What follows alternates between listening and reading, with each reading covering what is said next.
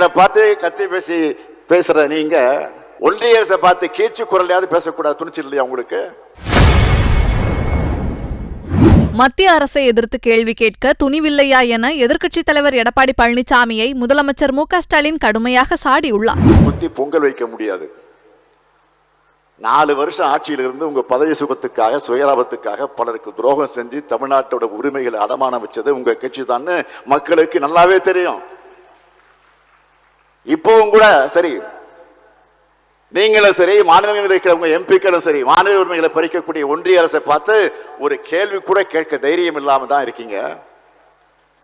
நான் கேட்க விரும்புவது, எங்களை பார்த்து கத்தி பேசி பேசுற நீங்க ஒன்றிய அரசை பார்த்து கீச்சு குரலையாவது பேசக்கூடாது துணிச்சல் இல்லையா உங்களுக்கு?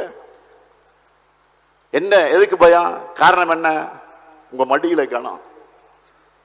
இந்த லட்சணத்தில் இருக்கு எதிர்கட்சி.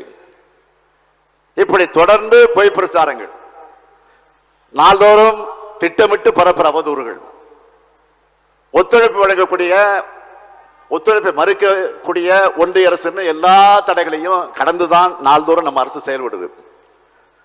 மக்கள் திட்டங்களை செயல்படுத்த நம்ம திராவிட மாடல் அரசுக்கு தமிழ்நாட்டு மக்கள் மாபெரும் வெற்றியை கொடுக்கிறீங்க.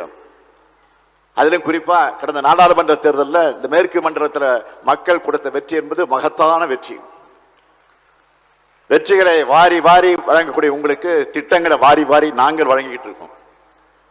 என்னை பொறுத்தவரையில் மக்களாகிய நீங்கள் என் மேல வச்சிருக்கக்கூடிய அசைக்க முடியாத நம்பிக்கைக்கு நான் என்றும் உண்மையாக இருப்பேன்.